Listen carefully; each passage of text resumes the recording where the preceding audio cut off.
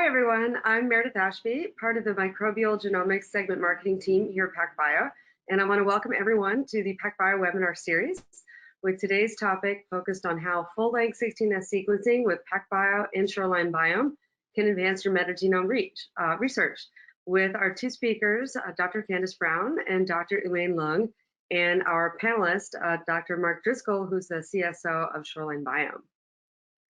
So I have some brief housekeeping announcements before we begin our talks.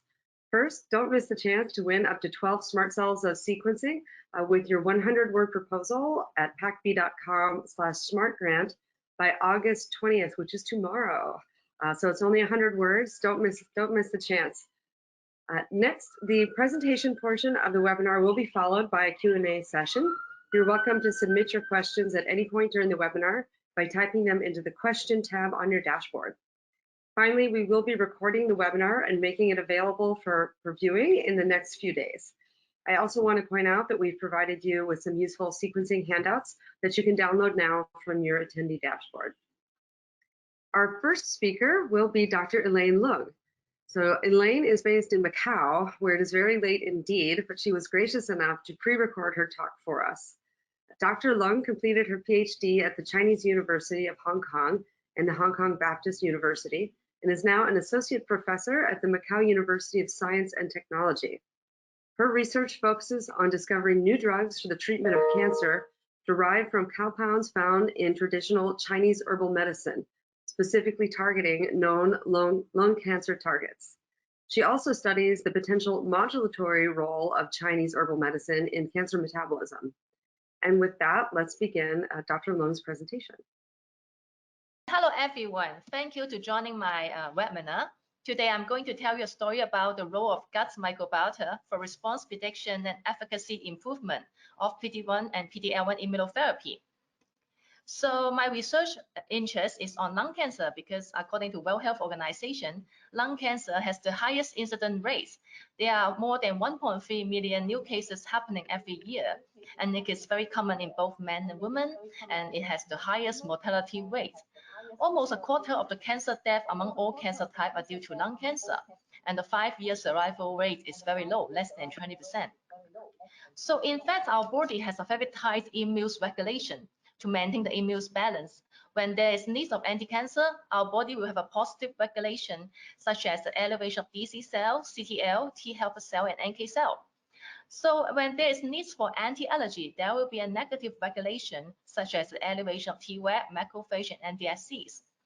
However, one of the most painfulest things happen in cancer therapy is about drug resistance. And there are lots of literature and review articles suggesting this is due to dysregulation of the tissue microenvironment, such as the metabolic imbalance, redox imbalance, charge imbalance. And today I'm going to tell you about gut dysbiosis and immune imbalance.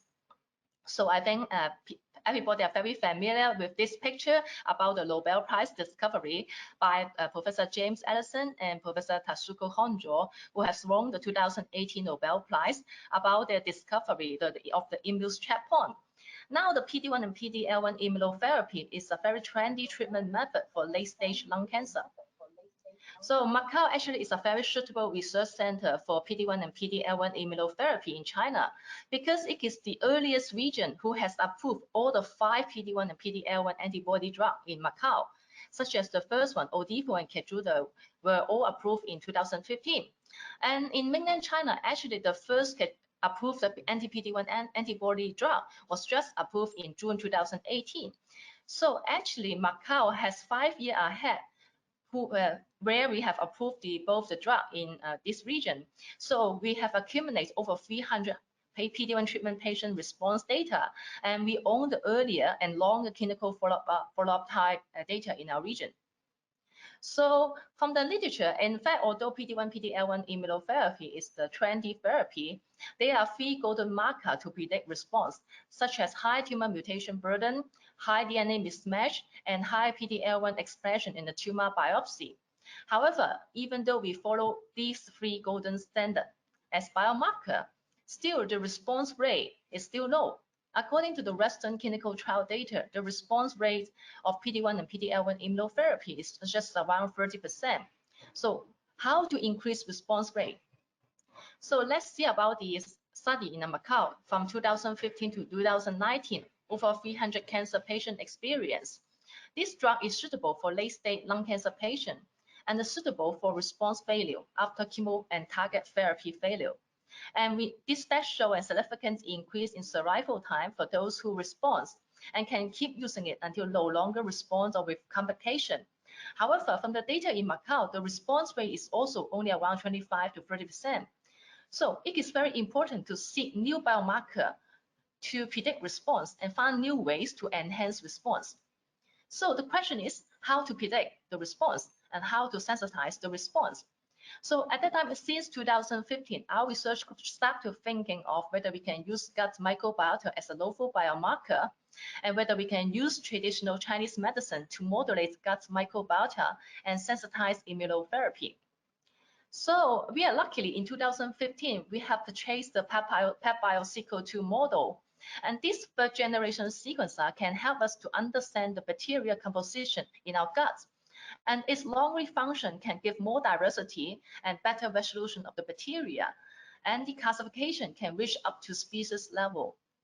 So here we use the PepBioSeq2 system and analyze 16 non-small cell lung cancer patients who have received the Keytruda treatment in Macau. And we have 16 patients, 10 of them are responder and 6 of them are non-responder.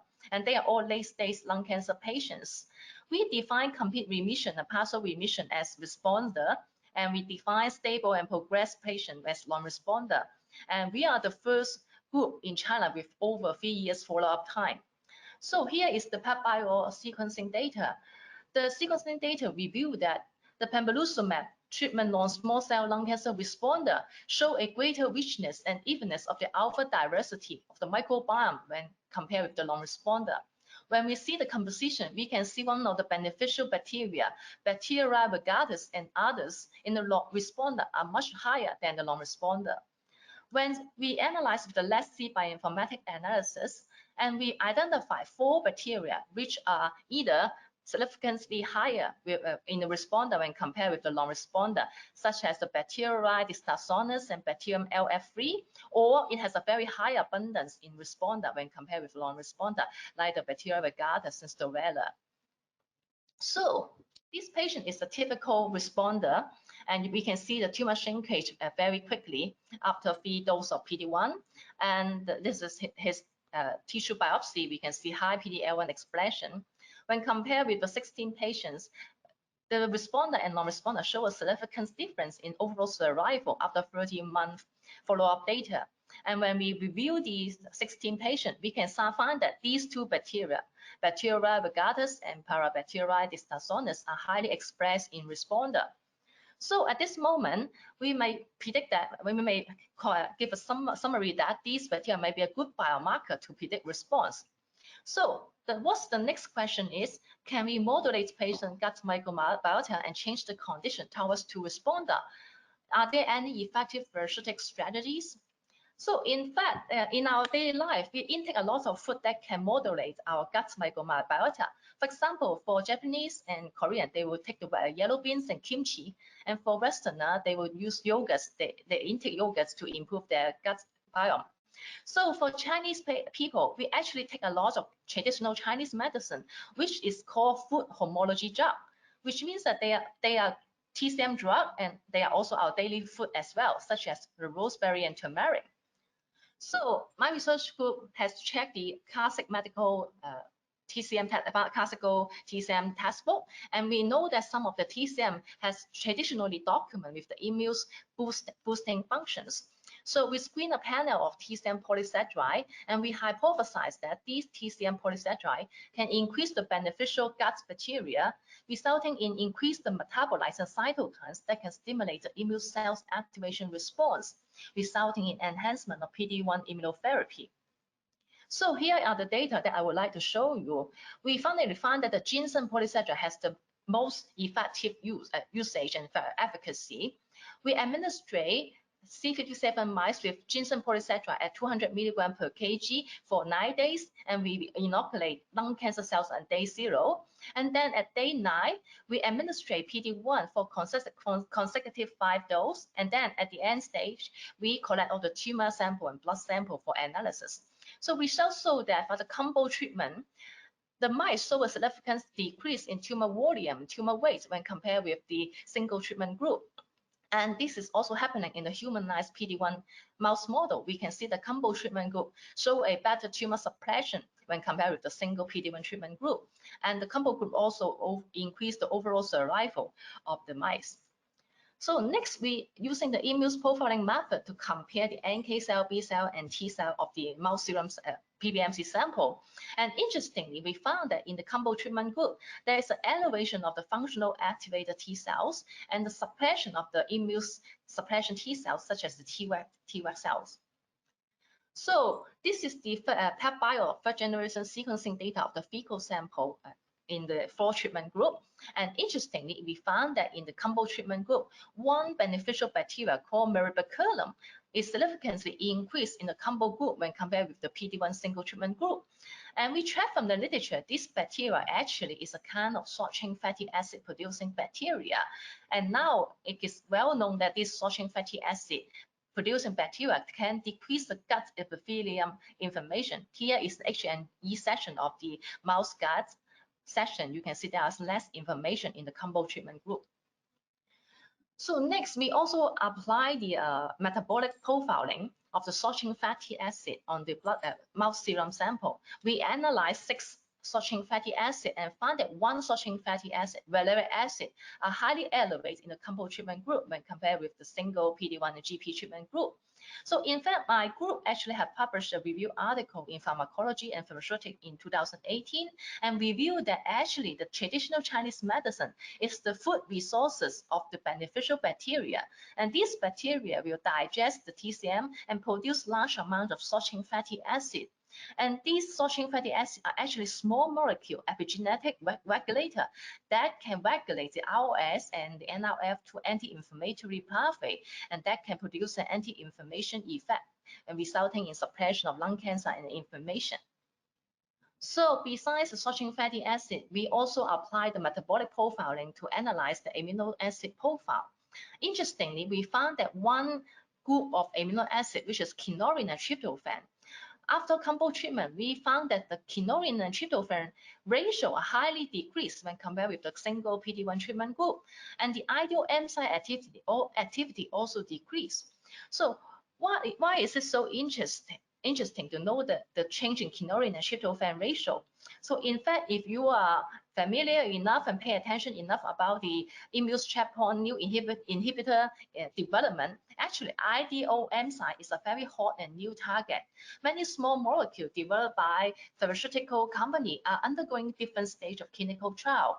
And IDO actually is a metabolic enzyme that helps to metabolize tryptophan to kynurenine. And now we show a decrease in tryptophan to kynurenine ratio, and actually we are blocking this IDO activity and blocking the immune escape pathway. So here is a short summary about the mouse model. We found that ginseng polysaccharide, when in combo use with PD-1 antibody, it will increase the beneficial bacteria in the gut, and these bacteria will produce large amounts of short-chain fatty acid and decrease the kynurenine tryptophan ratio, resulting in normalization of our immune functions and suppression of tumors in the mouse model. So it is still not enough, because at that time we feel the data is very interesting, but we want to know whether we can translate it into a human. So that's why we applied the germ-free mice model and performed the patient fecal microbial transplantation experiment. So here is my PhD student doing the experiment. These germ-free mice are born in a completely sterilized condition, and all their air are filtered, and their food and water are being sterilized by high temperature and high pressure. So by using these germ-free mice, we transplant the fecal sample from the non-responder patients to these mice and allow colonization for 3 weeks. And then we repeat our drug efficacy experiment again.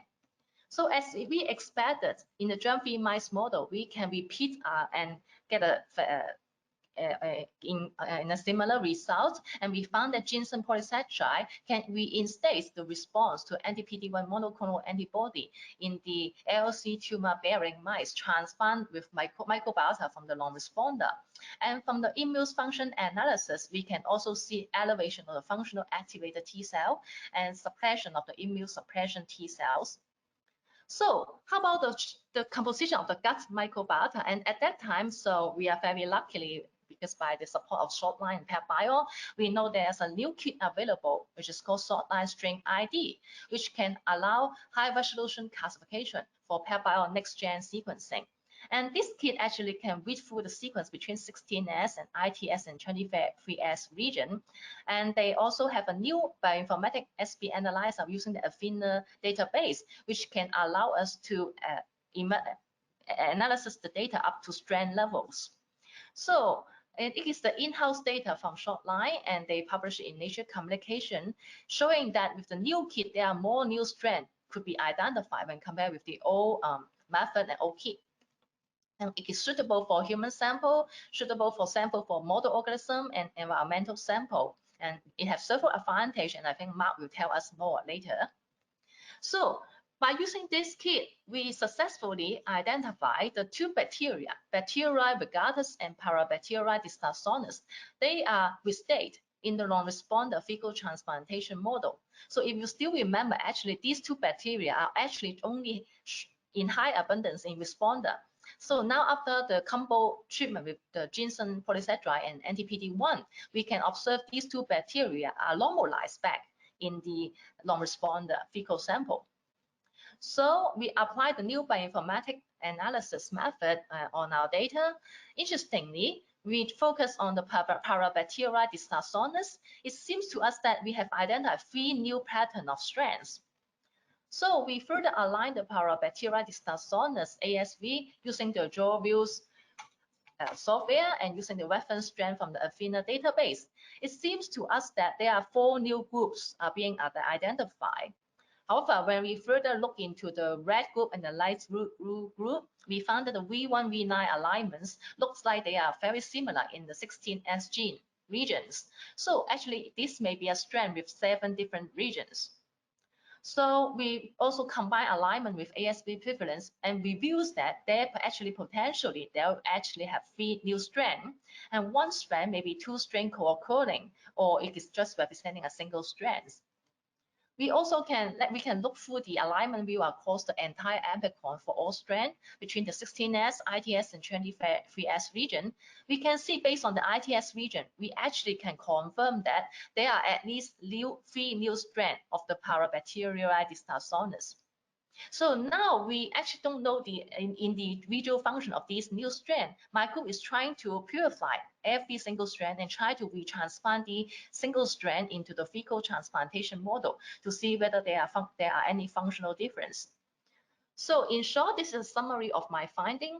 By cutting-edge third-generation sequencing technology, we have first time proven that ginseng polysaccharide can significantly change the gut microbiota and the kynurenine tryptophan ratio to overcome PD-1, PD-L1 immunotherapy resistance. We have 3 novelty and 3 firsts in the world. We are the first research group with more than 3 years patient follow-up data in China. We are also the world first research group apply the 3rd-gen sequencing technology to investigate the floral composition for Chinese patients.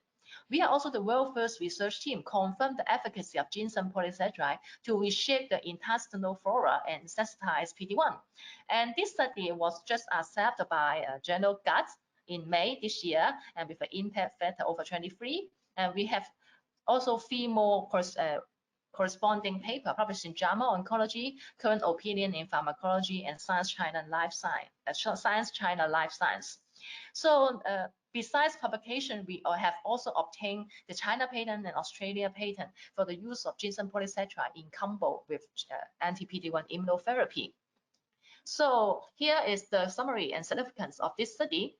We found that GP can sensitize the anti-tumor effect of alpha PD-1 monoclonal antibody and LLC bearing and humanized PD-1 knock-in mice. By combo treatment with GP and anti-PD-1, we shows an increase in activated CD8 T cells and suppression of the FOXP3 Treg in the peripheral, incoherent with a decrease in the ratio of kynurenine and tryptophan and ideal activity. And from the non-responder and responder patients' data, we found that these two groups show a distinct gut microbiota diversity as detected by the 16S PacBioSmart sequencing. And we have found two differential species, Parabacteria dystaxonis and Bacterialis vulgaris, were found significantly higher in responder. And by the combo treatment, it can reshape the composition of the gut microbiota towards to responder, which reinstates the response to alpha PD-1 monoclonal antibody in mice with the fecal transplant with PD-1 non-responder fecal samples. So what's the future direction? Actually, we're ongoing. We're increasing the patient number for further evaluate the function of these gut microbiotas as guidance for precision medicine. And actually, we are also performing the clinical trial to evaluate the effect of ginseng polysaccharide in combinational use with PD-1. And it is actually in progress with Macau Kangaroo Hospital. And we will also explore the role of the free novel strand and try to purify it and retesting it on the fecal transplantation model. So you can see actually we have scaled up our production from laboratory scale to industrial scale, and we actually translate the product into a Macau registered product called Ginseng Care with a very nice marketing style design. So actually this study is now ongoing, the clinical trial is ongoing, and we actually, this is the final product look, and we have already achieved the Macau government approval from the Macau Health Bureau for the use and sales of the ginseng care starting from October last year. We have also get the investor money and translate our research to the traditional Chinese medicine science and technology industrial park in the Hongqing Island in the Guangdong Greater Bay Area. And we have also obtained the ethical approval in the Macau Kangaroo Hospital. And now we actually have 20 patients already enrolled in the study. Where the clinical trial is still ongoing. Hopefully I can tell you more story later about the patient data. So lastly, I would like to thank my funding agency from the Macau Science and Technology Development Fund. I would like to thank my collaborator at Kangaroo Hospital in Macau, the first affiliate hospital in Sun Yat-sen University in Guangzhou, Third Military Medical University of China in Chongqing, and also Wuhan Institute of Biology, State Key Lab of Respiratory Disease in Guangzhou, Capital Institute of Pediatrics in Beijing, and also Guangzhou University of Chinese Medicine. And also thank you, the great work from my team, my postdoc, and my graduate student. Okay, well, I'm sure you'll agree with me that that was a really wonderful talk. And I, for one, I'm really interested to hear the next talk she gives where she shares more data on those clinical trials. Unfortunately, Dr. Long will not be able to join us for the Q&A today, but feel free to enter questions for her into the questions tab. And if we're unable to answer them, we can relay them to her on your behalf. So I'd now like to introduce our second speaker, Dr. Candace Brown. Dr. Brown is an assistant professor at the Rockefeller Neuroscience Institute at the West Virginia University School of Medicine. She researched her PhD in genetics and genomics from Duke University and completed her postdoctoral training at the University of California, Davis, and at the University of Washington. She joined the Center for Basic and Translational Stroke Research at the West Virginia University in October 2014. The goal of her research is to understand how sex differences modify interactions between the brain and the immune system, with an emphasis on the brain's vascular system. Recent studies in her lab have focused on longitudinal changes in the gut microbiome and the enteric nervous system in the animal models of sepsis, ischemic stroke, and Alzheimer's disease. Welcome, Dr. Brown. Yes, so I'd like to thank everyone for tuning in today to this webinar, and I'll share with you some of the results from a pilot study in our lab where we used Shoreline Biome's strain ID kit that was previously discussed in Dr. Lung's presentation in order to understand preclinical changes in an experimental model of sepsis and how we might extrapolate those to humans. First, to begin, my lab is interested in studying the molecular and cellular mechanisms of neuroinflammation, focusing on cerebrovascular inflammation, as Meredith had discussed, and we do this through the lens of sex differences. The way that we do this actually is through studying enzymes called alkaline phosphatases that are at tissue barriers, which is the blood-brain barrier and the gut vascular barrier. And from our interest in this, evolved a natural progression for us to begin studying the gut-brain microbiota axis. And in doing this, we began studying some disease models of ischemic stroke, sepsis, and Alzheimer's disease. So with that, so that you have a framework of where we're coming from, I'll begin to discuss the basic outline of our talk, which is that we'll go over some background between sepsis and the gut-brain microbiota axis. We'll examine preclinical data from mouse models and also epidemiological data from human populations. Then I'll go into our pilot study where we used the strain ID kit through an amplicon sequencing to sequence and to classify amplicon sequence variants from fecal samples. And then lastly, I'll review a gut dysbiosis signature that we identified in our septic mice and how we might translate that to humans. So first, to begin with sepsis, sepsis is a systemic infection that is also associated with inflammation. But the key issue here is that there's an infection. And it is a growing public health crisis in that there are approximately 50 million cases per year. And what we are primarily interested in are the consequences faced by survivors who may have sepsis. So we're focused more on that survivor population in our studies rather than that earlier population once they get to the hospital. What we know is that the number of sepsis survivors globally is increasing, but the number of patients worldwide is also increasing. So again, while more people are surviving sepsis, we also have an increasing number. Therefore, this is even more of a rationale to focus on the survivor population. There are three major risk factors for sepsis that we like to focus on. One is age, in that most patients are greater than 65 years old. With sex, there is a greater incidence of sepsis in males.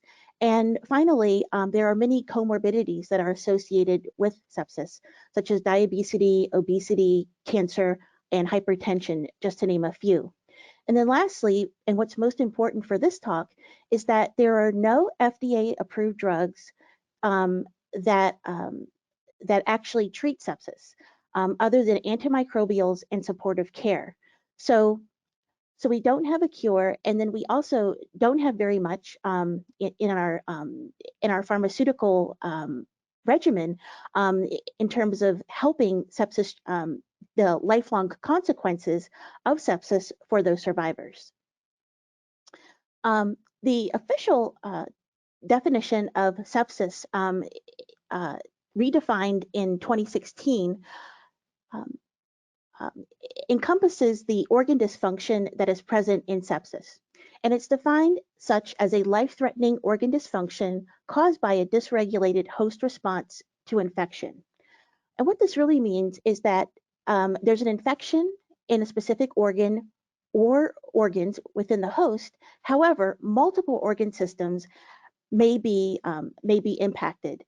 And this can be shown, for example, in this diagram here, where we see an involvement of both the nervous system and the gastrointestinal system, which can, of course, lead to gut dysbiosis. These are the two systems that we want to focus on. So what's important about the gut in sepsis is that there are 4 organs that are primarily associated with infections in sepsis. One of those, as shown here, is the gut. And what we also know is that with gut dysbiosis, there is an increasing risk of sepsis. And this is very nicely described here, where we can see that there's a robust microbiome prior to an illness, where someone enters a hospital and then the microbiome recovers. Then that person has a minor infection. They go back to the hospital, and maybe that dysbiosis is more severe. The microbiome, however, is able to recover. And then you have that second or that third or that fourth hit where the individual enters the hospital, they do develop sepsis, and then they also develop very severe gut dysbiosis. And what's known is that many of these individuals what's hypothesized is that many of these individuals actually don't recover from the dysbiosis, or they don't make a full, or they only make a partial recovery. And in particular, there are many consequences of this gut dysbiosis on many other organs, including overall short-chain fatty acid levels, kidney injury, bacterial translocation to other organs, overall responses to the immune system, and as well as muscle wasting, among many other systemic responses in other organ systems that result from this dysbiosis in the gut. And more importantly, we're interested in this interaction and what are those long-term consequences or even short-term consequences of that gut dysbiosis on brain function. There's a very nice study by Singer and colleagues published in 2018 where they showed in a subset of human patients that there was limited bacterial dissemination to the brain. However, since that time, there have been a few other studies which have addressed this, and it's also likely that there are other mechanisms that may contribute to some of these changes in brain and behavior. And now, what exactly are those changes on brain and behavior that are seen in humans? Well, short term, we have a condition called sepsis-associated encephalopathy, or SAE, and we have delirium. So this is what is most commonly identified in patients. And what's shown here in this diagram are sort of the early signs of sepsis in the brain, what structures are involved, and what are the outcomes. So in terms of the early signs, again, we have this loosely defined sickness behavior and delirium as the sepsis becomes more severe. But we are also interested in the long-term outcomes, as shown at the bottom.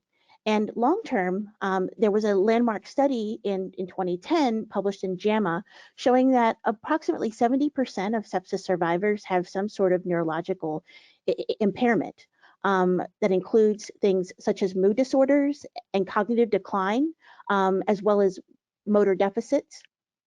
And importantly, as I pointed out previously, many of these individuals do not fully recover.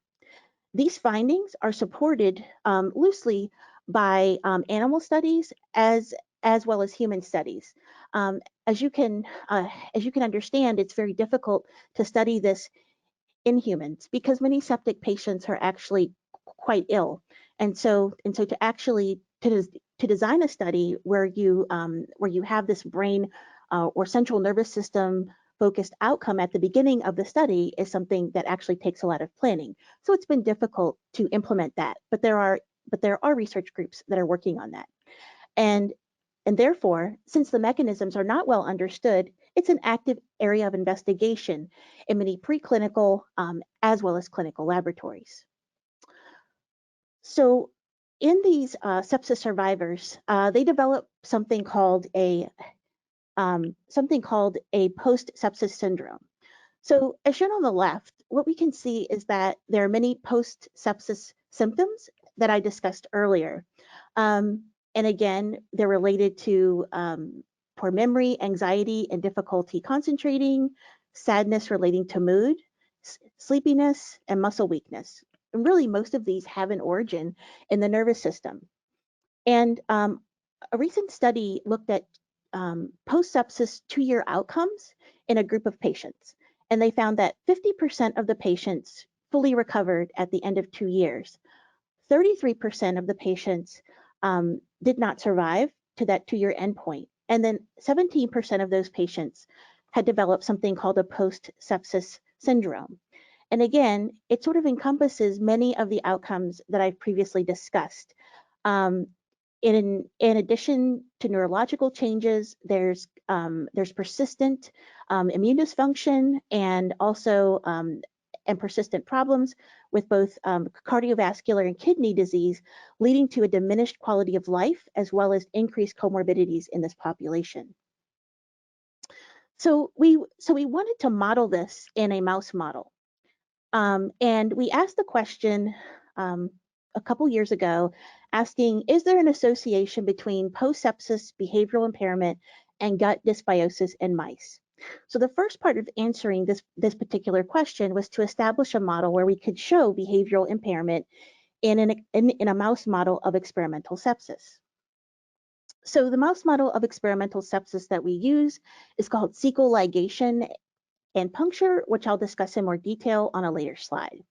We performed our first study in young male mice, approximately 3 to 4 months of age, over a 7-day period, where we examined behavioral outcomes and then assessed some histological endpoints. I'll focus on the behavioral endpoints here. So what's very clear in the septic animals, as shown in red, is that there's diminished spontaneous activity in this group, but we don't see a change in their evoked activity. And lastly, we actually identified a particular nociceptive phenotype using the hot plate, where we saw an increased latency of septic mice to respond to the hot temperature and a diminished number of nociceptive behaviors, such as licking, jumping, and also grooming. So now that we had established this, we then asked the question, well, what we know in aging populations is that Alzheimer's disease is, of course, increased in those populations. And we wanted to further study the impact, potentially of the gut-brain microbiota axis in Alzheimer's disease. So we asked the second question, does this Alzheimer's disease-like phenotype exacerbate this behavioral impairment and gut dysbiosis? So again, what we had to prove first was that there was actually cognitive and behavioral impairments in septic transgenic AD mice. So again, we used a very similar strategy as I discussed before, starting with a sepsis insult, followed by behavior, and then we extended the study out to day 21 to assess neuropathology.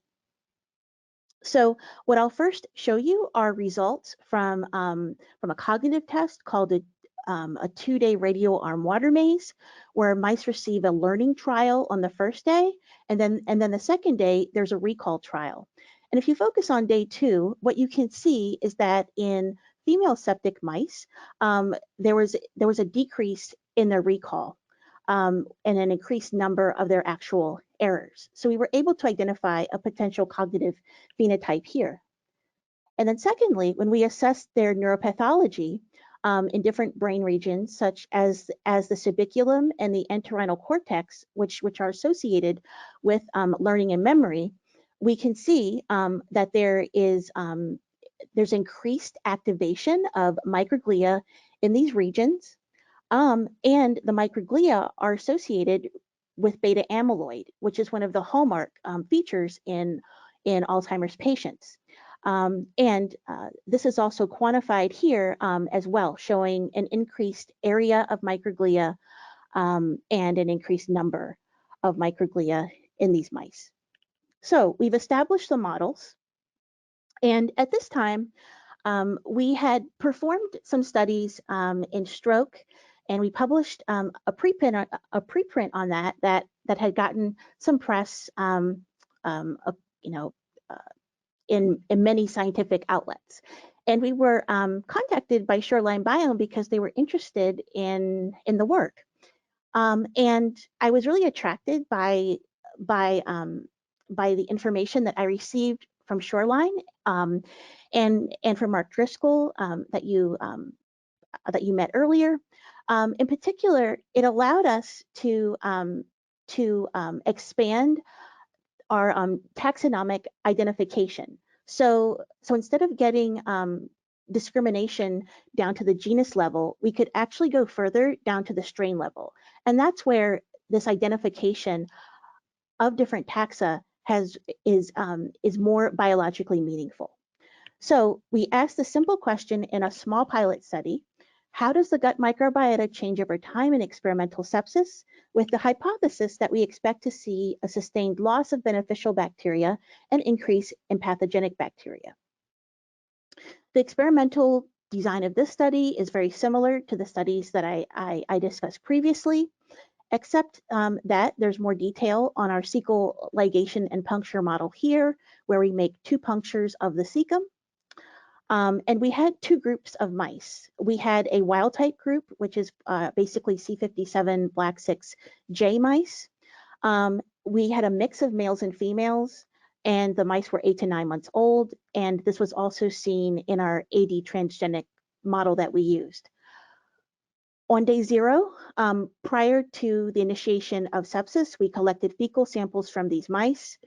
We initiated sepsis severity assessments and behavior testing over a week period, and then we collected the fecal samples again at day 6, followed by ribosomal RNA sequencing, and then further bioinformatics to compare our results between day 0 and day 6 for our experimental groups. So to go through the workflow very briefly, Dr. Long has already discussed the Shoreline Biome Strain ID kit. For someone like myself who is a relative novice in doing these types of experiments, the Strain ID kit, for me offered a relatively easy way of streamlining the DNA isolation process, amplification, sequencing with PacBio, and analysis using SB Analyzer. In particular, this particular kit is optimized and with a workflow for sequencing on the PacBio sequel. And we sequenced our results at a core facility at the University of Delaware, run by Dr. Bruce Kingston, who was extremely helpful.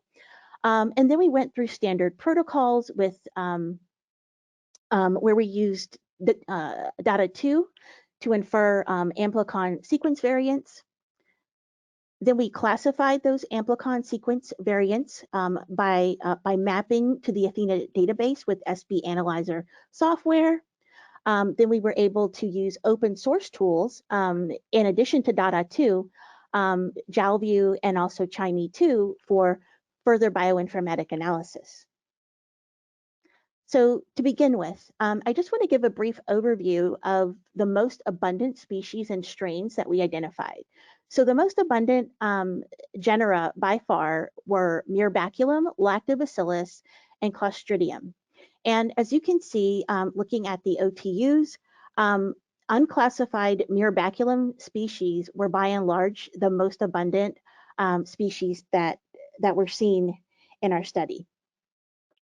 Then when we looked at the 10 most abundant classified species, we can actually see that under the classified species that Lactobacillus, members of the Lactobacillus genera were actually most abundant. And then when we looked at the most abundant classified strains, which is our area of even more interest, we identified several Lactobacillus strains that were already classified that we identified. So, and within this group, there were also many abundant unclassified Baculum species and strains. So how does this look if we actually look at a graphical representation of our results?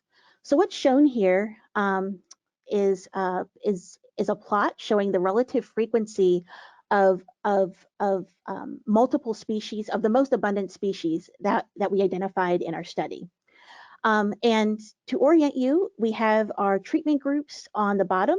So our AD CLIP, which also is the sham group, as well as our AD sham, the wild type sepsis, and the wild type sham.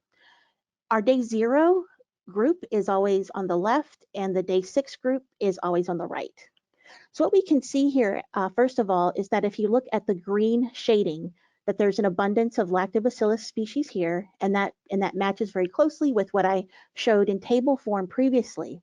And then if we look at the blue and the purplish bars, we can see that there are Baculum species.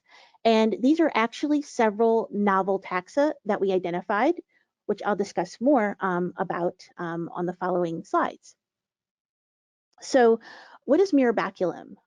So it's a genera, it's a genus in the Mirabaculaceae family.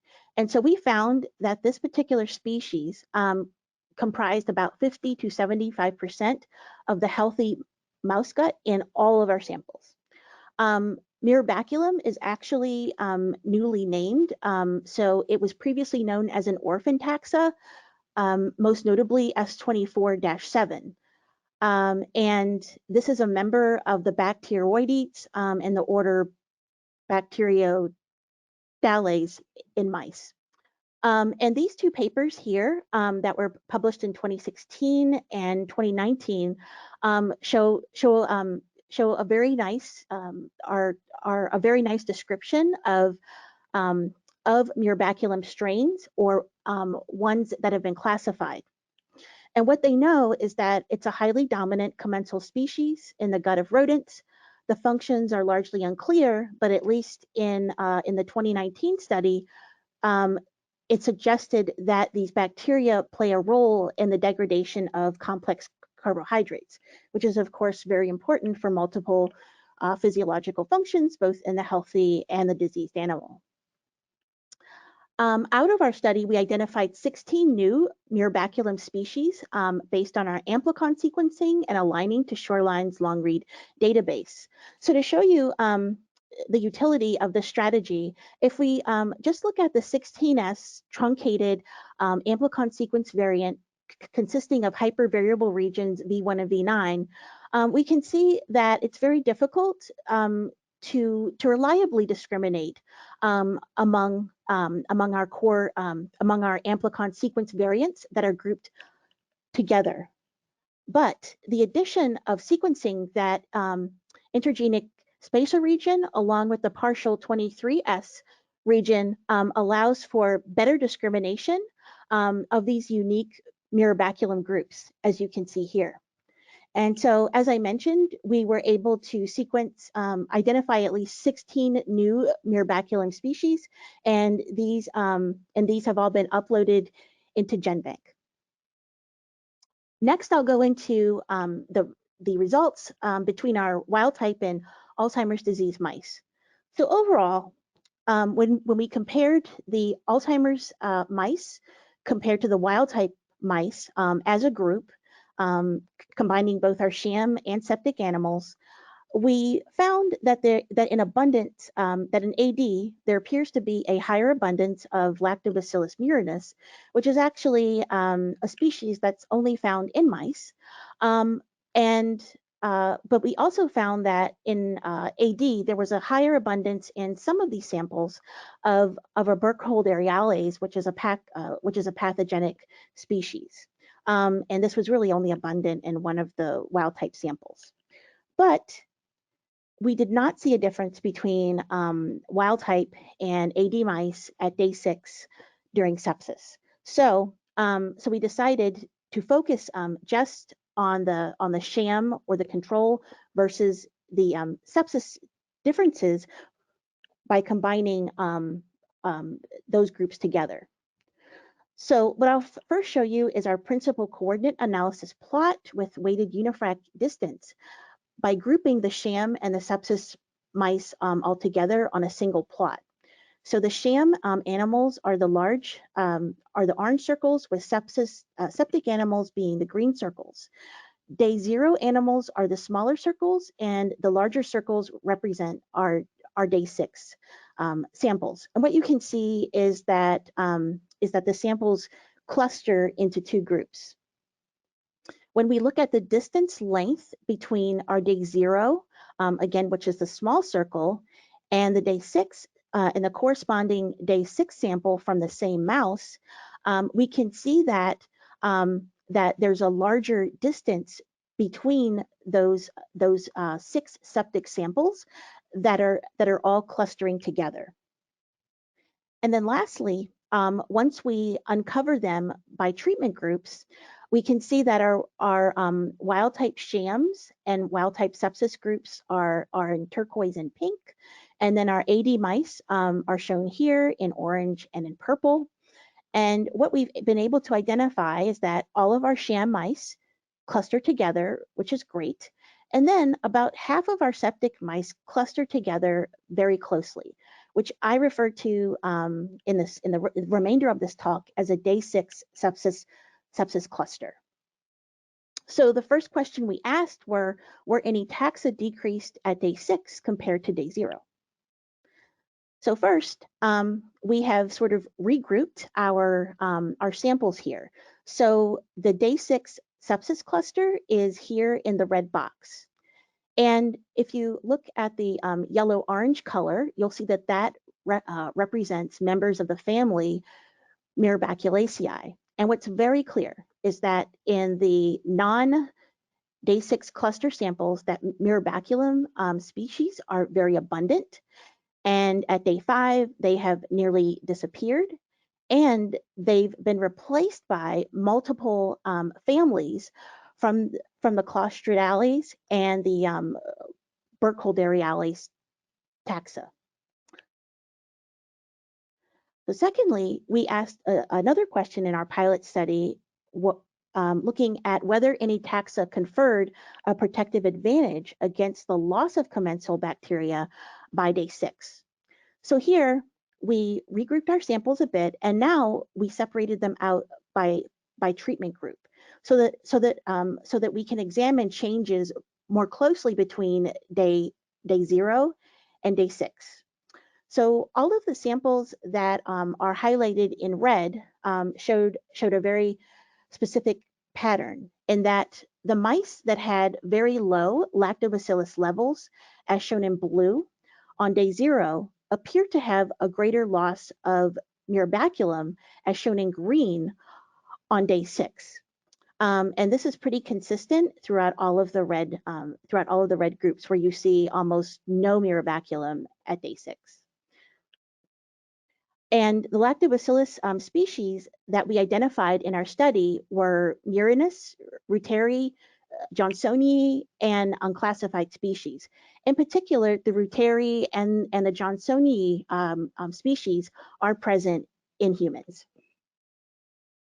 And lastly, we also found another interesting pattern, which was that mice with a low lactobacillus level at day 6 tend to have a greater colonization also by Clostridales at day 6. So again, here we have lactobacillus in blue.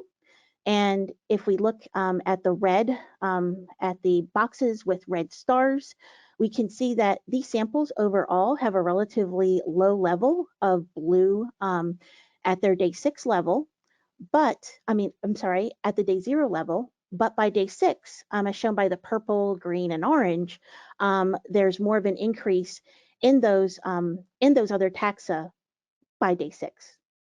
So again, we have that. So this lactobacillus levels at day 0, or in the healthy mouse, seem to confer some sort of protective advantage post-sepsis. So to conclude the results from our pilot study, we believe that we've identified a unique gut microbiome signature in sepsis. And what we think is that between the early, what's called early and later sepsis, so over about a week, we can see that mice that have a healthy gut taxa tend to have high levels of Mirabaculum, which is a commensal bacteria, elevated levels of lactobacillus, and relatively low levels of the taxa Clostridales. But once those mice become septic, we can see that this lactobacillus blunts this response, where we see diminished levels of Mirabaculum and increased levels of Clostridales. I believe that we can also extrapolate this to humans, and we can test this in a larger sample size. What I expect to see is that we would get reciprocal changes in humans among similar taxa. So what's really common between both of these humans and mice is that lactobacillus in general tends to confer a beneficial advantage in the intestine. And that's where I think we can focus on in our results. So in humans, I would say that there are several elevated commensal strains that are found in a healthy gut.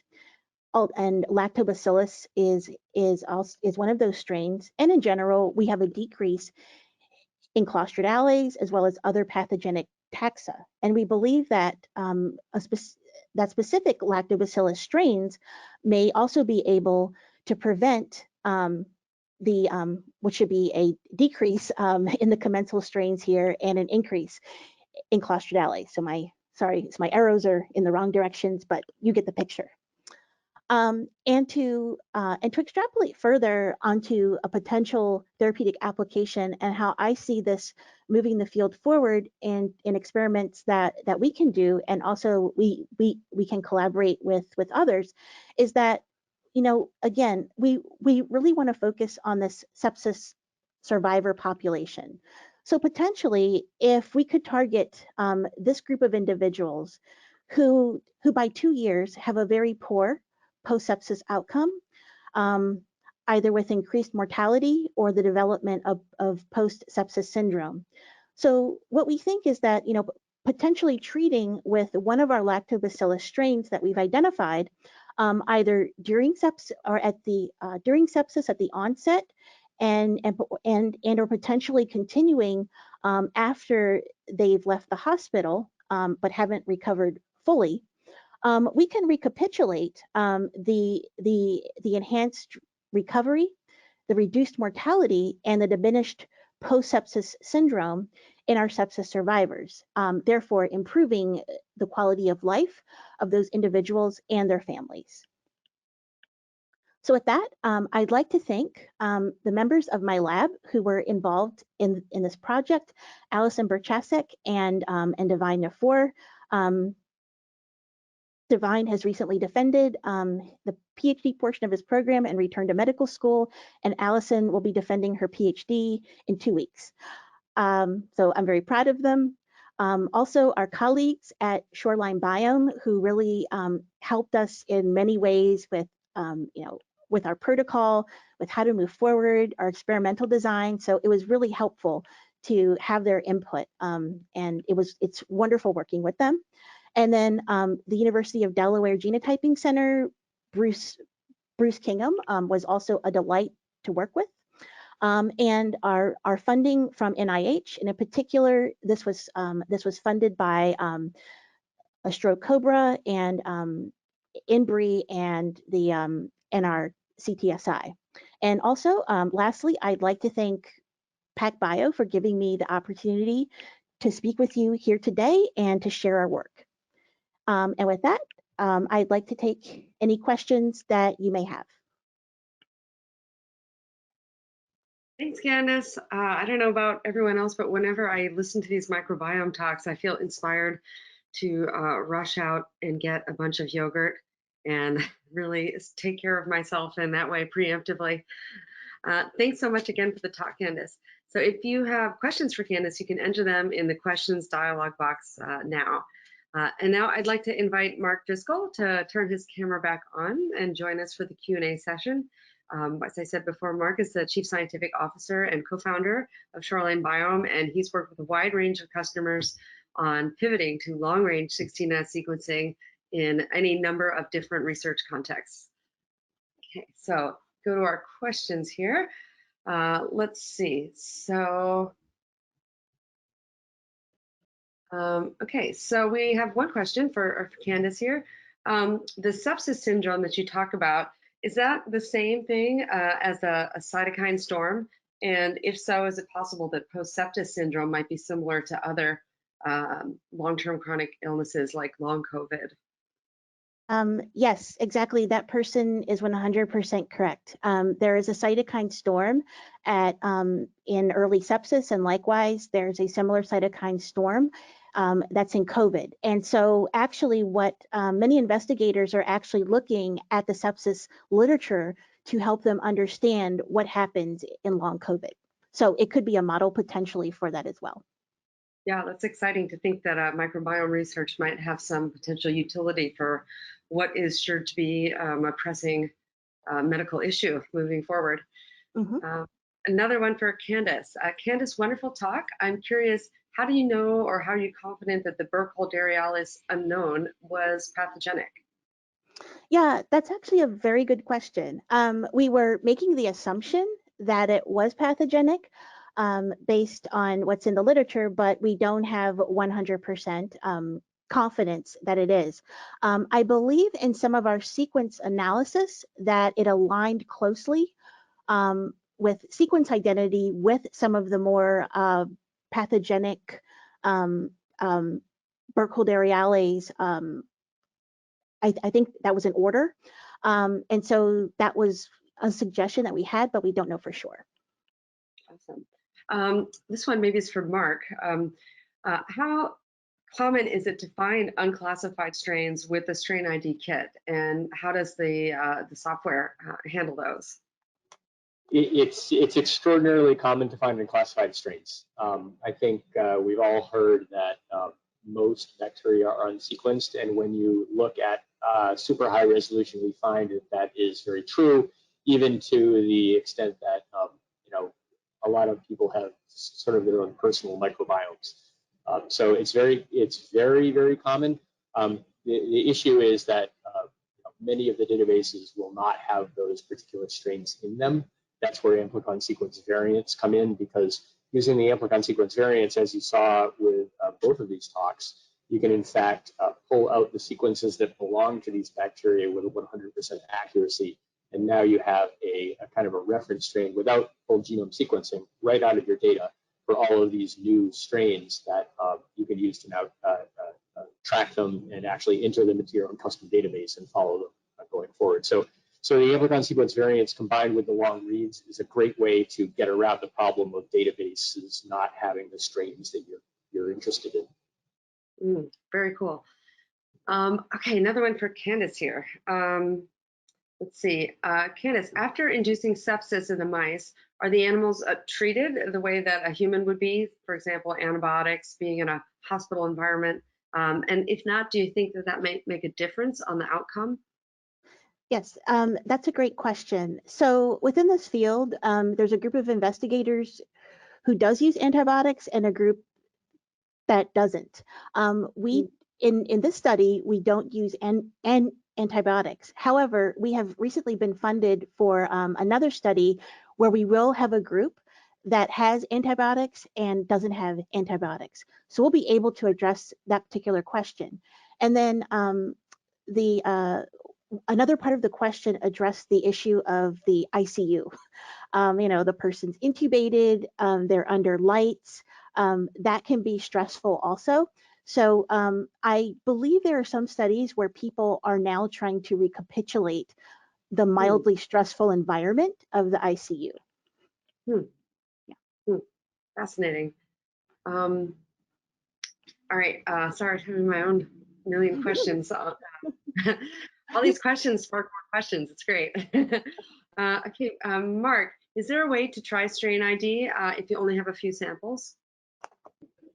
Yeah, so if you are unsure or just want to try some stuff, we have a small kit where you can run about 16 samples and you can throw them on the sequencer and see what you get.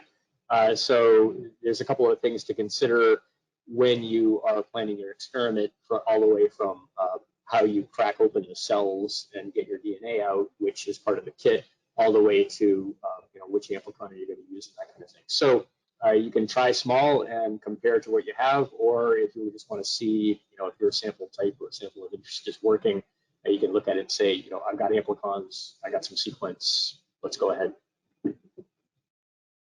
Cool. I'll also add that if you only have a few samples, you can also go to one of our service providers and that specializes in doing 16S sequencing. Bruce Kingham at the University of Delaware Core was mentioned as one example of that. And they will pool your samples with other samples from other people so that you get a good value on the sequencing cost as well. And you can find local service providers on our website. Okay, and I believe that that's what Bruce did for us. We were pulled along with another group. Yes. I forgot to mention that. Yeah. Yep. Great. Let's see. Is the strain ID analysis software part of the kit, or is it a separate product that you have to pay for? It comes as part of the kit. So when you get access to the kit, you get access to the software. The Data 2 protocol, of course, has been Callahan's, but we have a script that we've developed that we can provide to you that's optimized for the long amplicon, contains already a script that'll kick off and map to the Athena database. So for both sets of analysis, the software comes kind of with it. Cool. Here's another question from the audience.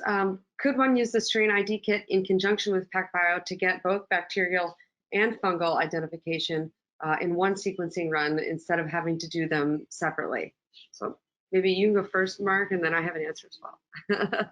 Yeah, so one of the great things about the PacBio with the SmartBell is that you can prepare all kinds of different libraries and sequence them at once. And so if you have a couple of targets, don't confuse the ITS that's in bacteria with the ITS that's in fungal. They're completely separate things. They're both spacer regions, but one's in fungi and one's in bacteria. So you could run ITS, get all that ready to sequence, run some strain ID stuff, get all that ready to sequence, put them on two different SmartBells, throw them in the same run, off you go.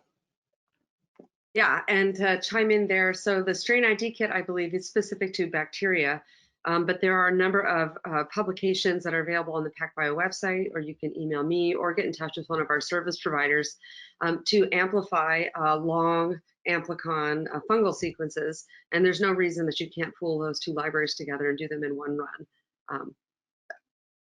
Okay.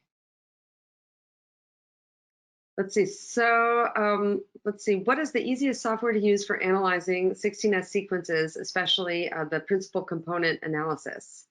So Candice, what software did you use? We used Chime too, so that's open source and freely available. I know other individuals write there are some scripts that are available for R and in Python that others use as well, I think. Yeah, our bioinformaticians also recommend Chime, and also Megan is a freely available software tool that has a lot of functionality that's quite complementary to PacBio data.